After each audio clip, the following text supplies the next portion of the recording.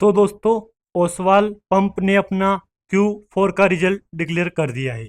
चलिए देखते हैं रिजल्ट कैसा क्या आया यहाँ पे। ये Q1 का रिजल्ट नहीं है, बात नोटिस करना आप यहाँ पे, ये Q4 का रिजल्ट है।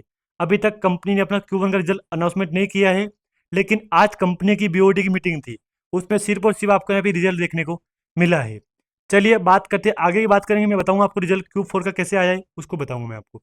लेकिन पहले बात करूँ मैं कंपनी का रेवेन्यू फ्रॉम ऑपरेशन के थ्रू। आंकड़े सभी लाख्स में, मिलियन में है, तो हम करोड़ में करूँगा, समझाऊंगा यहाँ पे, करोड़ में समझेंगे यहाँ पे। रेवेन्यू फ्रॉम ऑपरेशन के थ्रू कितना हुआ है? 379 करोड़ का था पिछले क्वार्टर, पिछले साल 230 करोड़ के आसपास का, जबकि इस बार बढ़ के आया है 364 करोड़ के आसपास का। अगर मैं देखूंगा यहाँ पे ईयरली बेस पे, तो ईयरली बेस पे आपको लगभग 60% का जंप आपको देखने को मिला है। वहीं अगर मैं देखूंगा क्वार्टरली बेस पे, तो क्वार्टरली बेस पे आपको 4% की तेजी, आपको गिरावट देखने को मिली है यहाँ पे। क्योंकि देखो, पिछले क्वार्टर देखोगे आप यहाँ पे तो 79 था, इस बार 34 आया है।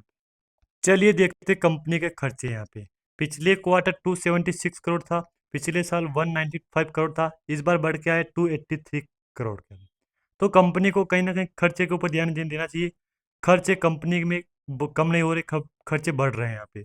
लेकिन आपने बात नोटिस की होगी यहाँ पे, 33 करोड़, 33 करोड़ के आसपास का, जबकि कंपनी को इन्वेंट्री के नाम पे 34 करोड़ का फायदा हुआ है। पिछले क्वार्टर 19 करोड़ माइनस था, पिछले साल भी 336 करोड़ प्लस में था।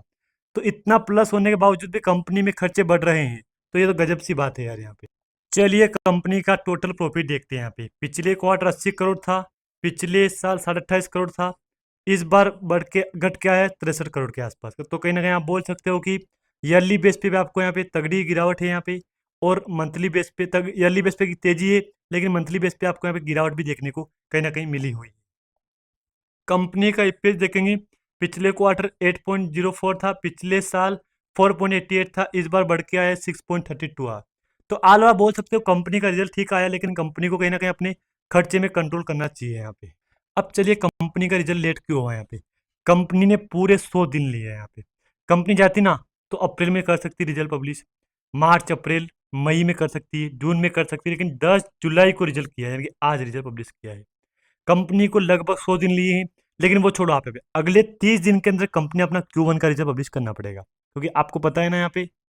अब सोचो, आज 10 जुलाई हो गई यहाँ पे, और अगले 15 अगस्त तक कंपनी को अपना Q1 का पब्लिश करना रिजल्ट, तो 35 दिन में कंपनी कहाँ से रिजल्ट पब्लिश करेगी? क्योंकि देखो, इस कंपनी का मुझे लग रहा है कि आईपीओ आने वाला है। आईपीओ का कंपनी ने नाजायज फायदा उठाया यहाँ पे, क्योंकि देखो कंपनी कुछ बोल भी नहीं सकते कंपनी को क्या पब्लिश करो रिजल्ट, क्योंकि कंपनी ने इंतजार करवाया, 100 दिन लिए पूरे यहाँ पे। अब अगले 35 दिन में कंपनी को Q1 का रिजल्ट लेके आएगा यहाँ पे, तो कैसे पब्लिश करेगी यहाँ पे, आप कुछ जानते हो यहाँ पे? अब देखो बात समझो यहाँ पे, कंपनी चाहती ना रिजल्ट कब का पब्लिश कर सकती, लेकिन ऐसा नहीं किया है। अब देखो, बेसिकली आपको पता है ना, कंपनी के मेंबर, बोर्ड मेंबर जाते हैं, सीईओ, एमडी, पूरा मैनेजमेंट दे जानता है कंपनी रिजल्ट कैसा आएगा यहाँ पे, लेकिन पब्लिश करना चाहता है, पब्लिश करना था इसको, लोगों को पता चल जाएगा, लोगों को पता नहीं चलना दिया, आज दिया है रिजल्ट। अब Q1 के रिजल्ट में, अब आप इंतजार ये सोच रहे हो आप यहाँ पे, Q4 का रिजल्ट ऐसा आया है तो Q1 का रिजल्ट देखो। आप अगर वेट कर रहे हो, आप होल्ड कर रहे हो, तो कंपनी Q1 के बेस पे होल्ड करो आप, किस पे? Q1 के। अगर कंपनी का Q1 का रिजल्ट अच्छा आता है तो ठीक, कंपनी होल्ड करो, अदरवाइज Q1 का खराब आता है ना यहाँ पे, तो आप एग्जिट कर सकते हो। लेकिन आपको इस वीडियो में कोई भी बाय सेल होल्ड की रिकमेंडेशन नहीं दी गई है। धन्यवाद।